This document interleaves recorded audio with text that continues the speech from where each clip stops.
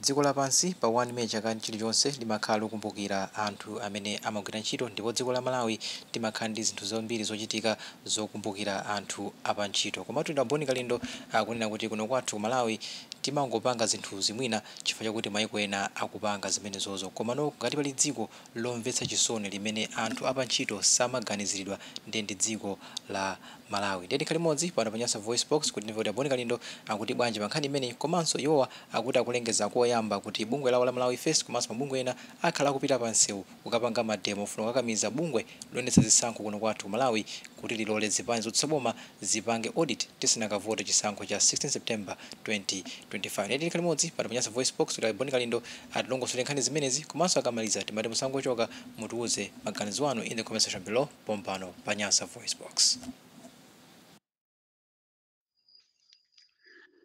The DC ng'alulization yathu ya lero tikumbukira kwambiri kapena tigonapo pa nkhani yokhuza anthu ogwira ntchito poganizira kuti dzulo lidali Labour's Day, siku limene anthu onse ogwira ntchito pa dziko lonse lapansi amachita celebrate komanso kutula nkhawa zawo ku maboma awo osiyanasiyana pa dziko lonse lapansi.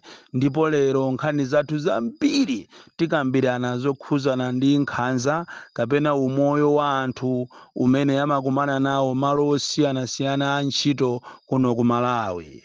Koma mwina tisanafike kumeneko ndafuna ndikuuzeni a Malawi kuti uku nkulengeza koyamba kuti posachedwa pompano ife a Malawi First komanso a 4 Regions Organization ndi mabungwe ena akufuna kwabwino tipita pa nsewu kuti tikakakamize bungwe limeneli la Malawi Electoral Commission kuti alole zipani zosiyanasiyana komanso a Malawi kuti kukhale independent auditing, anthu adziwe chilungamo chimene chili mkatikati mwa mavoti amene wawo, kodi anthu amene alembesa ndi angati, kodi zimene momo nambala imene ilimoyo ikuchita reflect kuti ndi a Malawi.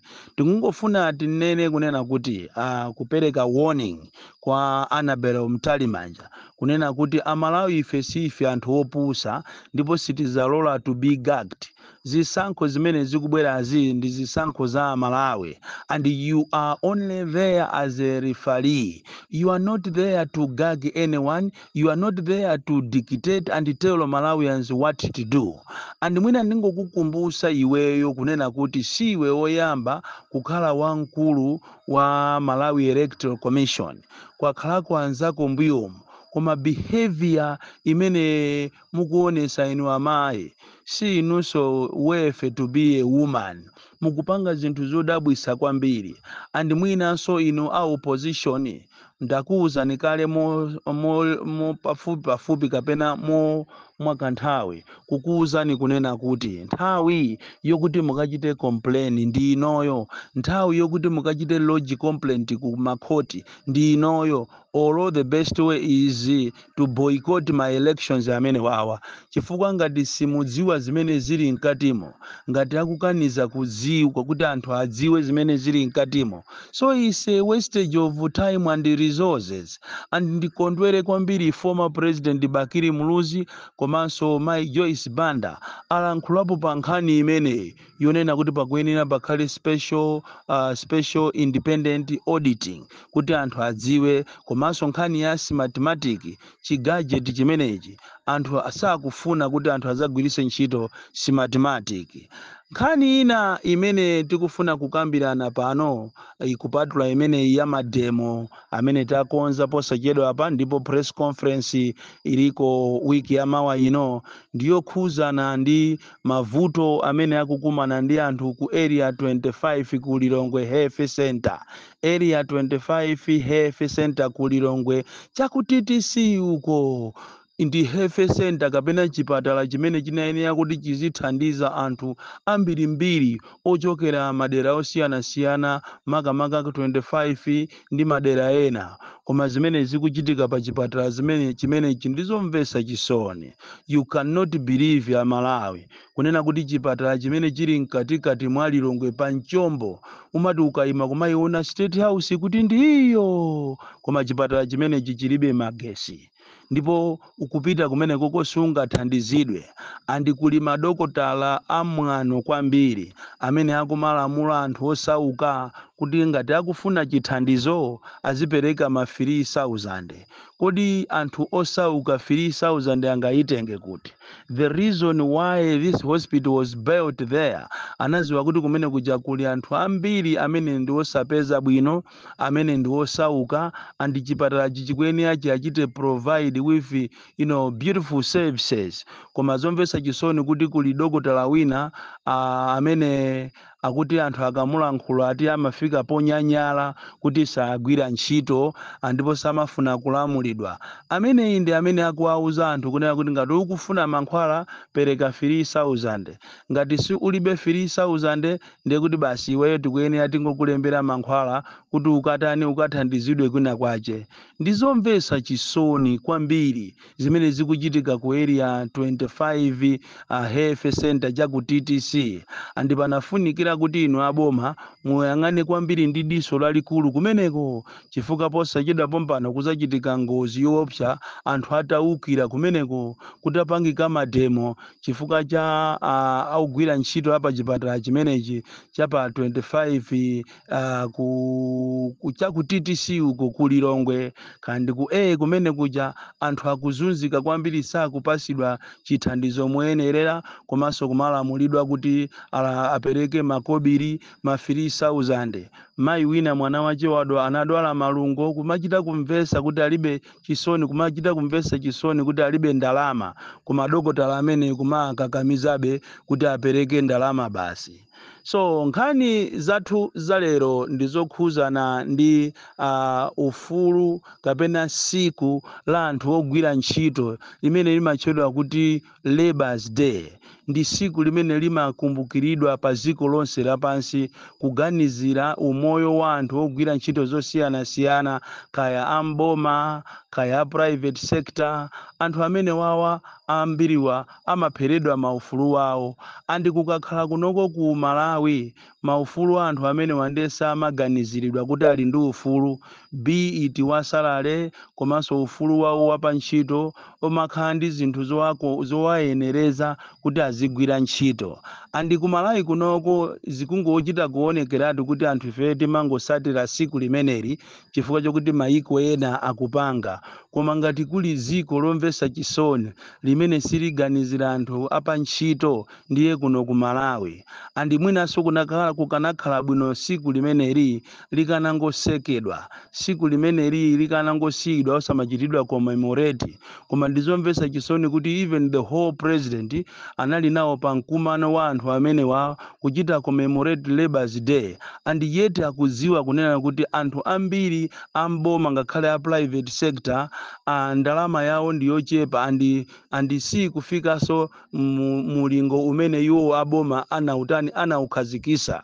Ku Malawi kuno anthu akuzunzika kwambiri ogwira ntchito, andi tiyeni titenge ku Ministry of Labor konko, Ministry of Labor mukaone mmene anthu akuzunzikira. Even ku Ministry of Labor ko ngakhale nkhani za magesi kulibeko, kumachita operate ndi makandulo.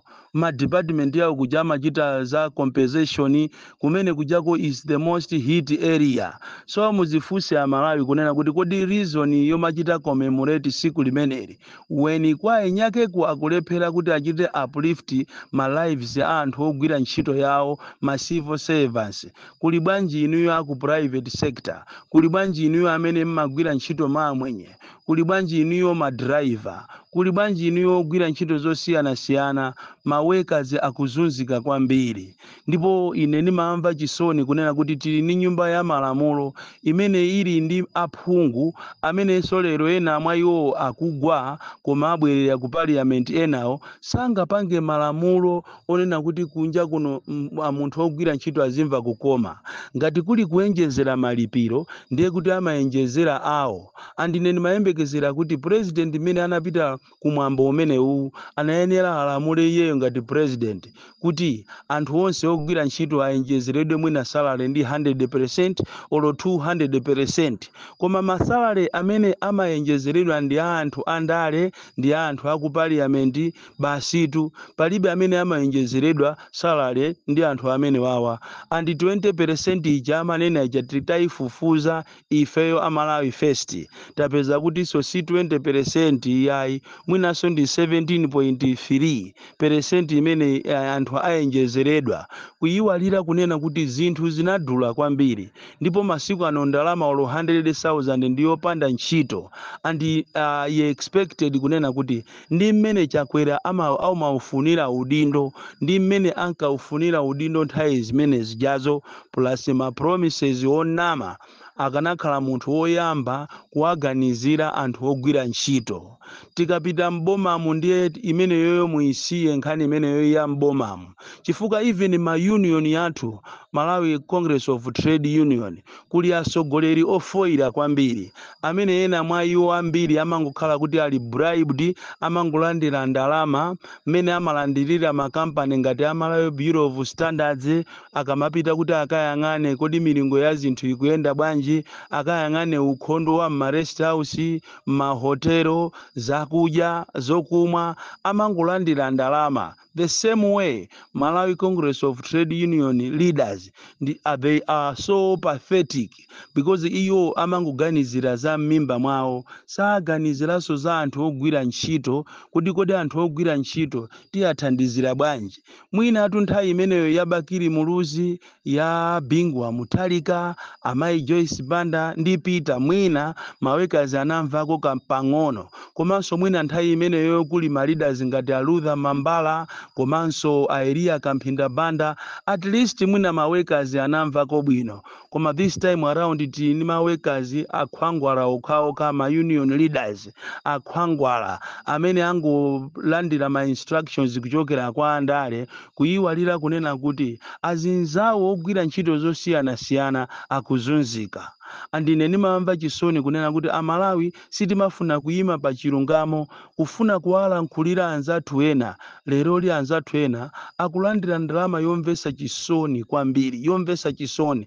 And even the Minister of Labor and the Minister himself anayenera kuti mukhale pa country wide tour, muone, muyambe kuma estate, muone umoyo wa anthu ogwira ntchito kuma estate, muone mwenyemu, muone makaa haya, muone mabekare. Pali mabekare ena amachita kuwasekera anthu, azimwa amazi amanyi kumene koko mazi okuti ali ndi bibi. Zija zinachitika ku area 18. Kuli Bakers Pride ku Blantyre kukulimbi imene yakhala ikumwesa anthu ake ogwira ntchito mazi osakhala abwino, ndipo umboni ulipo overwhelming monga mene ananenera amibawa mujamo. Taona kuti ngati kuli TV station imene imayimaso pa chilungamo ndi mibawa, yanena chilungamo kusiyana ndi atolankhani ena a nyumba zina zoulusa mawu, angopita kumene kukumana ndi amwenye ndikulandirako ndalama ndikumapita nkhani zija osatani osaziulula. Andi kuli nkhaza zambiri kupatula zimene ziza BBs, kuli nkhaza zonena kuti galimoto ya bread ikangoonongeka amene amayikonza ni mawekazi. Galimoto kungophulika tayala, amagula tayala limene ni mawekazi, amwenyaja amakanira. Kodi tunkhaza zitu zilingakhale tolo kwa ma truck drivers. Ma truck drivers galimoto kungoonongeka, kapena tayala kuphulika, kapena katundu amene ananyamula kunyowa, amanena kuti zimenezo ndi shauri yako ine sizikundikhuza. So ine ndimaona ngati siku ilili la Labour's Day ndi siku limene lilibe meaning kuno ku Malawi, chifukwa ngakhale asogolera athu amene anayenera kuti azichita uplift lives of a worker, life of a worker, like lives of workers amene alibe nazo ntchito amangoganizira za iwo. Inu munati mukampeze driver inu akukaa haya muzagwesa nsonzi. Madrivers akuvutika kopya, madrivers ambiri ajawo amwenye aja musamango aona ndi anthu oyipa, ndipo ena aja amangoona kupemphera mu chisilamu fache mpingo wa chisilamu ni mpingo umene umakonda mtendere ndi chilungamo, koma akuzuza madriver awo sama alemba ntchito amango alemba ganyo kuwapasanso mwina 9,000 10,000 pa mwezi, andi yemweyo ali ndi banja ali ndi ana. Kodi munthu amene akagwira bwanji ntchito? Andi tithokoze makampani ma individuals amene mmati mukachita ka haya mukamakapanga haya la magalimoto mmapereka ndalama over 60,000 za munthu amene akuyendesa galimoto, koma afiti akuno kwa Malawi ophatikizana ndi amwenye amakaitenga ndalama ija ndikuyisungunula ndikumpasapo driver 10,000 9,000 chikhaleni cho ainyake antchito apereka ndalama zambiri. Ku Malawi kuno ukapolo suza atha tikuzunzana tokha tikuzunzana tokha kuno ku Malawi. That is why this country want to develop. This country cannot go anywhere because it nazowerera moyo ozunzana amalawi tokha moyo osakondana. That is why siku limene lilibe meaning, and it's just a wastage of time kuti dziko ndi dziko tizikakhala ndikumakakambirana nkhani ya Labour's Day pomwe anthu ake amene akugwira ntchito kumeneko ma workers yo sakusamalidwa. It is completely nonsense. And lero liti mayembekezera kunena kuti timva ma wonders kuti president Zulu atapita kukakhala nawo pamwambo umene ujawo ndiye kukubalaka ndiye kuti kuwapangika zinthu zimene ziti zikomere anthu ogwira ntchito. Koma anthu ogwira ntchito akuzunzika kwambiri. Tikunena pano muzapite ulo maloji ena atu ma ministers ali ni maloji, koma kuona salary imene ikulandira anthu kumene koko 30,000 50,000 ngati wantchito wa nyumba. Komanso kuti paja munanena kuti minimum wage ndi 100, minimum 100, koma panopa mpite mukafufuze mukapezeka kuti zimene ziyazo zimangokambidwa ndi andale. Ndiye kuli a polisi, ndiye kuli ame, ndiye kuli manesi, ndiye kuli maziphunzisi. Zomvesa chisoni zokha andi ngati kuli dziko limene limazuza anthu ache ogwira ntchito ndiye kuno ku Malawi. Ku Malawi ndi dziko limene silizatheka. Andi tikayembekezera kunena kuti mwina mutonse alliance muzinthu zizasinthamo, koma papa ndiye ndi wesi eni. That is why tikukukumbusani inu a opposition kunena kuti mukuyenera muzuke, andi mademo amene akubwera mukuyenera kuti muthandizirepo. Siti kunena kuti mudipase ndalama, ife siti madya ndalama zanu, koma tikunena kuti mutuluse anthu anu ndi cholinga kuti tikamuchite force amene chifukwa chakutenga ngati ma elections wandi abambo ache kapena amayi ache amene ujayo wankulu wameke ujayo. Chisankho ichichi ndi cha Malawi, and ife ya Malawi we've got the right kuti tikavotere munthu amene tikumufuna.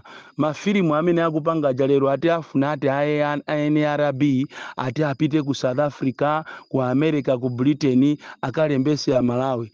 That's completely nonsense. Chifukwa anthu akhala akumapempha ndayonse kuti bwanji ifeso nafe mutilembe, nafeso tizavote. Why coming out now? Muziwe kuti amene yonse ndi plot imene yoyo ndi rigging scheme. Ngati muti mupusa nokha. Kodi anthu awatu ndikuuze ni chimene akuphera na olo ma primary muja nkhondo zonse zija ndi makobiri anu, palibeponso china chilichonse. That is why anthu amene akupanga mafilimu kumatulusa anthu ngakhale mu ndende osatchula mayina awo, osatchula kuti anthu amene wandi ndani ni ndani, kuabisa chifukwa akuziwa kunena kuti pano pa chiseko cha apana akufuna aoneke ngati anthu abwino, kumatulusa anthu amene ali azibale awo chifukwa chofuna kuti akonderedwe.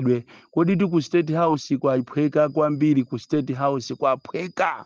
Anthu angopanga zimene akufuna. So ndikuchenjezeni inu a Malawi, kamanso ndikumemeni inu a Malawi kunena kuti posachita pompano tilengeza mademo country wide, national wide demonstrations. Siti kufuna si mathematic, komanso tikufuna independent audit kuti ikaunike kodi mu voters roll muli anthu angati ndipo zimene zizi zikuyenda bwanji, osakhala zomatitengera ife ku mtumbo kapena kumatitengera ife ku chingwe ngati ndife njoka. Ayi, amalawi akufuna adziwe chilungamo kodi zisankho zikuyenda bwanji.